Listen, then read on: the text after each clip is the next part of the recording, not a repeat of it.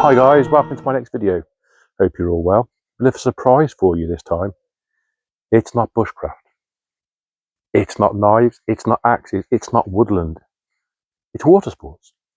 I'm very lucky enough to have a few crafts to my name. I have 3 Canadian canoes, 2 full-length 17-footers and a shorter 12-foot Snake River canoe. I have 3 kayaks to my name. I have a 15-foot sea kayak, fiberglass. I have a 12-foot in the zone Piranha, and also have a Riot Edge 11, which is 11 foot, and that's a crossover kayak, very shaped like a canoe, very broad, very wide, drop down skeg. It's got a big hatch area. I love it. It's my favourite. I'm going to show you that now, and some kits that you need to take for water activities. But I'm not going to go into tables, chairs, tents, stoves, that type of stuff. We can cover that in a further video. But this one is just the craft, a little bit about it, and a little bit about the kit that you may want to take with you for that. So let's have a look now at what we've got behind me. So this here is my Riot Edge 11 crossover boat. It's a beautiful boat, fantastic. It's got the stability of a canoe, but the maneuverability of a kayak. It's enclosed. You can put your 2 spray decks on, you know, big deck, spray deck. I've got a couple of those. At the back, you've got the hatch area. And at the front, you've got where your feet go, and you've got a great big airbag, which is great for buoyancy and great if you do go in, because you've only got 1/3 of the vessel that's got water in, you need to empty, because that's sealed at the back, that's air sealed at the front. It's got a lovely seat in it that can be adjusted. It's got a backrest, it can go up under your legs. It's got padded hip protectors. It's a really nice craft. Lots of grab handles, rescue ropes, bungees, attachments. For those of you that are into fishing, I should just show you quickly. It's got a lovely hole there for your fishing rod. That's the hatch area. It's large. So let's get going and talking. There's a bit of kit here. Let's show you some of the basics you would need and why you need it, and then just some extras really. So I'm going to talk about it and just ditch it out of the way. I'm not going to pack it today. We'll do another video on packing and what you can take. So firstly, you can see here I've got a full length 5mm gull wetsuit. So if I'm out, I forgot to mention I do have a paddleboard. But if I'm out in the colder months or on the paddleboard exposed, I shall wear this. Or if I'm in the sea, I will wear this because it keeps you warm. You get wet, it keeps you warm. A dry suit, keep you dry, but you need to put insulated layers underneath that. So that's my full length 5mm wetsuit. I would recommend getting one because, believe me, once you are wet, even on the warm day, the wind blows, you get cold quite quickly. So invest in a wetsuit, even a short sleeve, short leg version. To go with that, while I'm on this, I've got my 5mm neoprene boots. They're SEAC zipper side ones. They're actually dive boots because they've got little attachments for your flippers and things. But I like these compared to the shoes because it just feels that bit more support, a bit more warmth going up to the wetsuit. It's got a nice base on here for walking over the rocks, pebbles, uneven ground, or even across the car park even. So that completes the suit for that. While it's in front of me, I should talk about it. I've got my PFD. This is a peak one. I like this one. In the back here, I know you can't see close up, but I've got a hydration bladder. It comes out the bottom over and onto the side. So at least I've got 2 litres of water to drink any one time.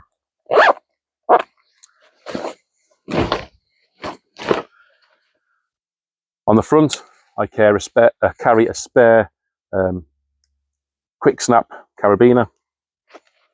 I never know what I might need to grab hold of.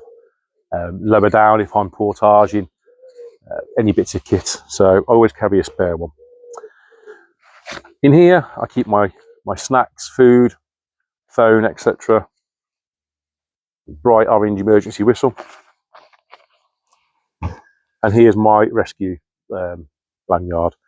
It's just a piece of webbing strap with the exact quick snap, quick draw carabiner on the end. If somebody gets into trouble, they can clip that to the boat and I can tow them back.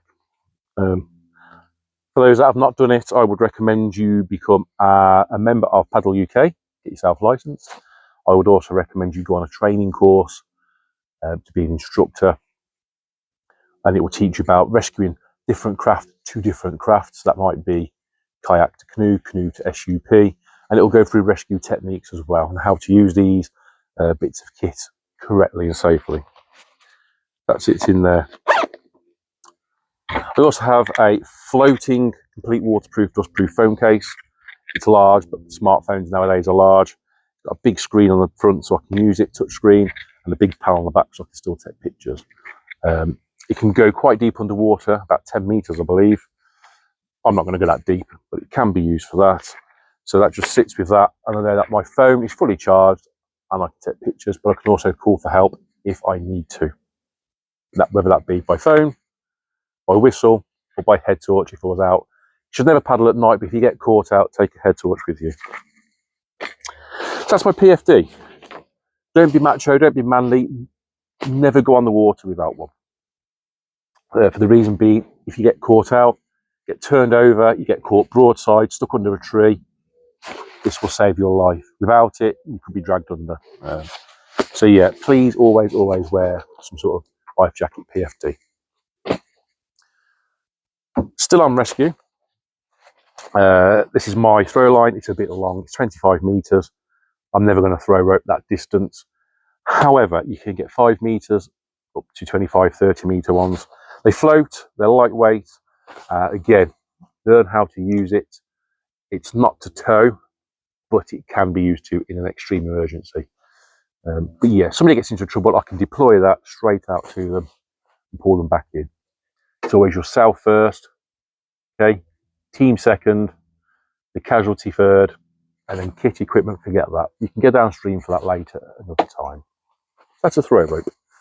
At some point, I'll probably do a video on water safety, how to deploy these things, how to check them, how to pat them.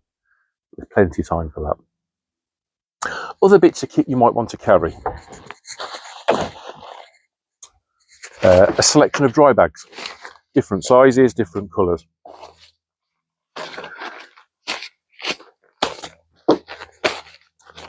I would highly recommend you waterproof all of your kit triply. So I would put it into Ziploc bags, squeeze the air out, put it into a said bag before you stow it in the waterproof compartment. Water will find its way in. So triple bag things. Different sizes. Sometimes I will, so I know what's in it. So I go hydration food in blue, nooks and crannies and things, everyday bits and pieces in orange, dirty and wet in black. And here in the front, red is for emergencies or danger. So I might keep spare gas canisters in red, or in this case, a little personal first aid kit. So I know the red one is straight to go to. So that one does stay in my PFD. So yeah, different sizes, different styles, different shapes. Some have windows. I have got one. I'm going to do a video straight after this about a new dry bag I've got. I'm looking forward to opening that. It's brand new. Yeah, I'm going to tell you about that shortly. You've got these style, which are dry bags slash rucksacks. The one I'm getting is very similar. It's got straps on so you can carry your load. Well, again, I would always put dry bags inside the dry bag. Don't ever rely on one. A lot of them are not fully submersible for long periods of time. They are designed to hold. If you fall in, you can get out the water quickly. Just hold the water off. You're not going to go diving with these bags. They will not work. You've then got a bilge pump. Get the pipe to that. You put that in the boat, you pump away, and it puts it overboard. So if you need to self-rescue out on a lake and you've got back in and there's still water in the boat, remember only 1/3 because you've got your airbag, you can pump it out with that. Other bits of kit, I might carry a sponge, a normal car sponge. It's good for getting the very last bits up. squeezing it out, and then at the end you can also wipe mud off with that. On the mention of wiping stuff, I carry a small microfiber towel. It's not so much for me getting dry, but it's for more, if I've got mud on my hands, I can rinse them, dry them off, and it's for also getting any bits off the boat, or just drying the boat off quickly before I put it back on the car, drying paddles off and stuff. A little microfiber towel, lightweight, small, quick drying. Even though I may be on my own sometimes, or there's two of us, I will always carry a group shelter, because you just never know. If you go in, you get wet, you get to the bank of the lake lock if you're in Scotland, wherever, the weather's turned, it's a bit windy, you're going to want to get in, get a hot drink, get some food, get out of the elements. It's always worth to carry these. They're bright, they've got reflective straps on, so if rescuers need to see you, you've got, you know, your craft is bright coloured, and you've also got this to sit in. Paddles, they come in different shapes and sizes. I'm not a very technical paddler, as in for kit. You can spend a lot of money on bits of kit. This is a standard paddle. It's a straight blade either end, which means it doesn't matter which way the blade goes in the water. Some are curved, some are right-handed, some are left-handed. I prefer these just because you can pick it up and go. You haven't got to think it's the wrong way round, and you're doing all this and stuff. Put it in the water and paddle. Safety, helmet. If I'm out on open water, I won't wear the helmet. If I'm doing a group activity at work or something I've organised, we will wear helmets unless we're in the middle of a lake. But near the bank or getting in and out of the boats, I would always wear this, because you just never know what's under the water in the shallows. And if you're trying to get in your boat and you flip it on your head, or the wind catches it, I would rather it hits that than my head 20, 30 feet out in a lake. So take it with you, wear it, don't man up and not sacrifice safety. Always think safety, because if you don't want it, just strap it to the front or stick it between your legs. On that note, quickly, I've seen people that pack the inside down here with stuff. Please don't ever do that. You can put a couple of objects, a couple of bags behind the seat by all means, but use your hatch and use the deck. Because if this flips over in water and water goes in, if you're good, you can roll, but if you're not, you need to get out, and you may be underwater. If your legs in there are trapped with bags and cases and straps, it's going to be difficult to get out as the water's still going in. So keep that area clear at all times. Buy a deck bag or a dry bag on the top, and put the rest in the back. The craft itself, so this is 11 foot long, got a lovely comfy seat, got a backrest that goes up and down, adjustable leg rests, it's got foam thigh pads, it's got plenty of leg room for the taller people. It's what they call a big deck. There's plenty of room to get in and out of this, almost like a canoe. You've got your bungee at the front to hold kit. This line here is called your rescue line. If you fall out, or somebody else has fallen out, that is what they will hold on to. There's a little groove here. I'll just show you this piece. The groove holds your paddle nicely. If you're taking that picture, eating some food, you can rest your paddle there nicely. I do have a paddle leash. Some of this kit I will be using tomorrow at work, because I'm doing a paddleboard journey. So some of my stuff is in the house. So you've got things like nose plugs, you've got things like paddle leashes. So if you drop that in the water, it won't drift off too far. Never use tethers and leashes and things in fast flowing water. Slow water, yes, but if you're in a river with fast flowing water, you know, eddies and all sorts, waterfalls, weirs, if that's attached to you, it's going to be banging you. Let it go downstream. You can always find your kit later. We move to the back now. Again, we've got the rescue line at the back. We've also got a series of plugs, so I can drain the water out of this compartment and drain it out of the back should it go in. We've got some clips here to attach bags and stuff, and I've also got the hole, as I said earlier, for a fishing rod if you want to go fishing. On the side here, there's a little slidey switch, which at the bottom here is a drop down skeg. The idea of that is it helps you track in the water, keeps you in a straight line. If you're trying to do manoeuvres, turns, twists and things, bring the skeg up.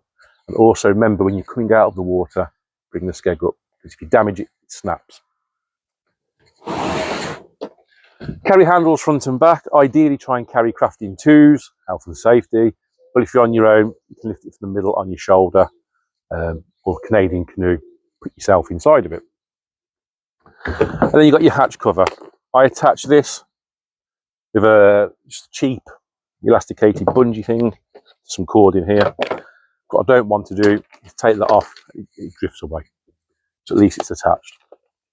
Tight seal around here, and there's quite a big space in here. For those that have watched my River 7 camping trip, please look at that. I've got an immense amount of kit in here, a lot of kit. So as I say, I will do a packing video at some point to show you what you can get in this section, then what you can put on the back on top, what you can put on the front, and a couple of bags behind the seat. But also remember, weight, water displacement. You don't want to be too low in the water because you've got your own weight. I'm 100 kilos, plus the kit, it soon racks up. This does take a lot of weight. So yeah, thanks for watching. This is basically what you would take for kayaking. Canoeing slightly different. I've got barrels and things I can show you for that.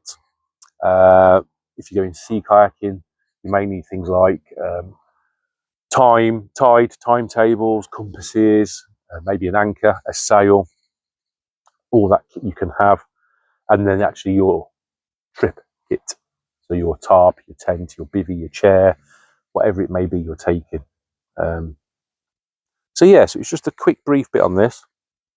I am going to attach to this video, so that it'll be like a pause, but the next video I'm going to go and open my brand new dry bag. I'm looking forward to seeing that, but I'll put that with this video.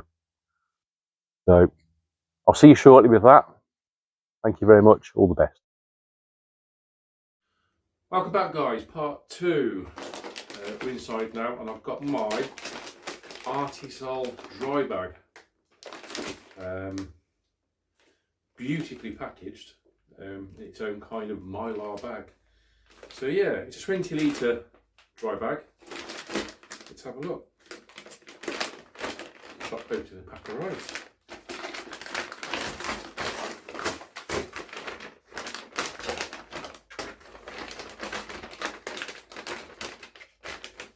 I quite like that bag. So we've got the bag. Got a lovely little user manual. Okay, yeah, good. 2 shoulder straps.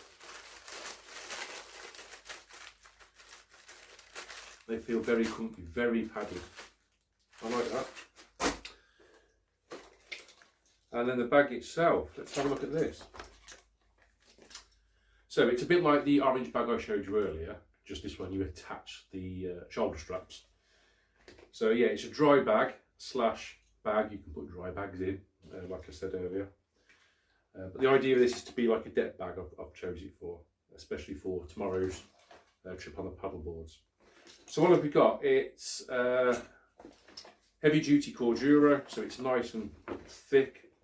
But the thing I love about this is you've got this lovely V-shaped window, which allows you to see all the way to the bottom inside. So if you're looking for the first aid kit, your sandwich, your whatever you're looking for, you don't have to undo it and rummage through all your bits. So you can literally see inside, grab and get it. So I like that design. I'll let you know how it goes after the trip tomorrow in real life, whether it's waterproof and whatever, because I'm bound to fall in. But you've also got a drinks bottle holder on the side, which I'll probably use, to be fair. That looks quite nice. I like the attention to detail on this, like the little stripes. It doesn't bring anything to the function, but it's just nice. You've got a nice solid base there as well. That's very nice. Yeah. See, then you've also got a grab handle on the side. So it's full. I'm going to stuff it out with something in a minute. Whatever, I've got a hand here, a pillow or something to have a look. So you've got a nice big grab handle there. You roll it down, and then you've got the attachment points there going down for your shoulder straps, down to the D-rings down here. And you've then got a little hook there to hang it or attach it.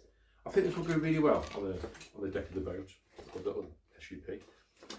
On the rear here, you've got a little pocket, which I'm guessing that when I read the review on this, people were complaining the pocket's not waterproof. However, the bag itself is waterproof.